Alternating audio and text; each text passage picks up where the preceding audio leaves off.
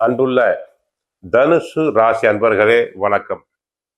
தனுசு ராசி அன்பர்களுக்கு குரு பயிற்சி பலன்களை நாம் பார்க்க போகிறோம். குரு பகவான் மே 26ஆம் தேதி பயிற்சி ஆகிறார். மிதுன ராசியிலிருந்து கடக ராசிக்கு வாக்கிய பஞ்சாங்கப்படி. திருக்கணித பஞ்சாங்கப்படி ஜூன் 2ஆம் தேதி பகவான் பயிற்சி ஆகிறார். ராசிநாதன் குரு தனுசு ராசினருக்கு 4ஆம் இடத்திற்கும் அவரே அதிபதி. தற்சமயம் ராகு தங்களுக்கு 3இல் சாதகமாக இருக்கிறார். கேது பகவானும் சாதகமாக இருக்கிறார். சனி மற்றும் 4இல் அர்த்தாஷ்டம சனியாக இருக்கிறார். இதுவரை 7ஆம் இடத்தில் இருந்து நன்மைகள் செய்த குரு பகவான் 8ஆம் இடம் அஷ்டமஸ்தானம் செல்கிறார். கவனம் தேவை. குடும்பத்தை பொறுத்தவரை கவனம் தேவை. கணவன் மனைவியிலேயே சண்டை சச்சரவுகள் வரலாம். வீண் வாக்குவாதங்கள் வரலாம். குடும்பத்தில் அனாவசிய செலவுகள் அதிகரிக்கும். சுபகாரியங்கள் தடங்கலாகி முடியும், தாமதமாகலாம்.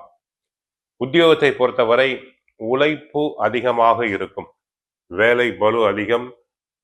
பிறருடைய வேலைகளையும் தாங்கள் சேர்த்து செய்ய வேண்டி இருக்கும்.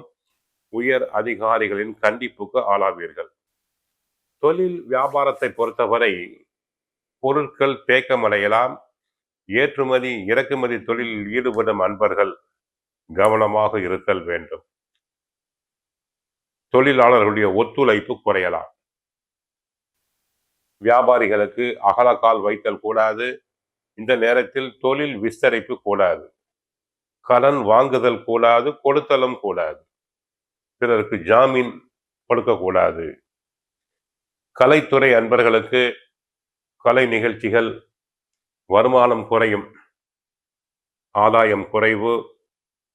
வெளிநாடு செல்ல திட்டமிட்டிருந்தால் தற்போது தங்களுக்கு தடங்கலாகலாம், தாமதமாகலாம். சினிமா நடிகர் நடிகைகளுக்கு வாய்ப்புகள் குறையலாம். இருக்கும் வாய்ப்புகளை நன்றாக பயன்படுத்திக் கொள்ளுங்கள். அரசியலில் ஈடுபடும் அன்பர்களுக்கு நேரம் சரியில்லை. கட்சிக்குள் தங்களுடைய புகழ் செல்வாக்கு குறையும். தங்களை பற்றி வீண் பலிகள் வரும்.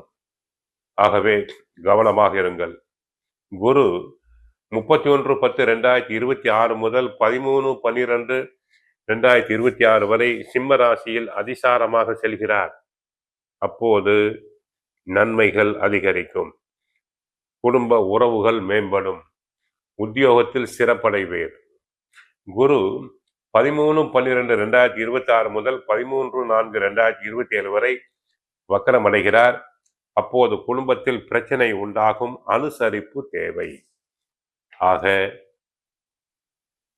தனுசு ராசி அன்பர்களுக்கு குரு 8ஆம் இடம் செல்வதால் அஸ்தம் கஷ்டம் நஷ்டம், கவனம் தேவை. சனி 4இல் இருக்கிறார். அர்த்தாஷ்டம சனி. தாயாரின் உடல் நலனில் கவனம் தேவை. சிலருக்கு கால் வலி, மூட்டு வலி வந்து போகலாம்.